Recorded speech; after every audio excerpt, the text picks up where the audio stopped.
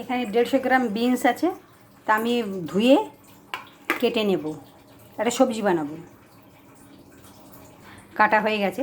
এখানে একটা পেঁয়াজও কেটে নিয়েছি। কড়াই বসিয়ে দিয়েছি, গরম হয়ে গেছে, তেল দিয়ে দিলাম, একটু 5 ফোড়ন, পেঁয়াজ, একটা পেঁয়াজ, 5 ফোড়ন, পেঁয়াজ আর একটু ছোলার ডাল একসাথে ভাজা ভাজা করবো। এটা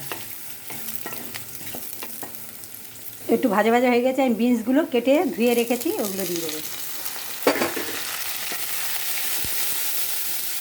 স্বাদ মতো নুন, একটু হলুদ গুঁড়ো দিয়ে ভালো করে ভাজা ভাজা করতে হবে। একটু অল্প চিনি না দেবার মতো, এবার ঢেকে দেব, একটু বিনসটা সিদ্ধ হোক।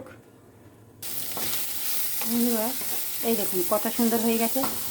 এটা রুটি, পরোটা, ডাল ভাত সবটার সাথেই ভালো লাগে। তা বন্ধুরা, কে কোথার থেকে দেখছেন কমেন্টে জানাবেন প্লিজ, তাহলে ধন্যবাদ জানাবো। লাস্ট আমি একটা মশলা দেবো। এই মশলাটা এর মধ্যে আছে সাদা তিল, নারকোল আর বাদাম, 1 চামচ দিয়ে দেবো। এটা দিলে দ্বিগুণ, এটা 2 চামচ দিয়ে দিলাম।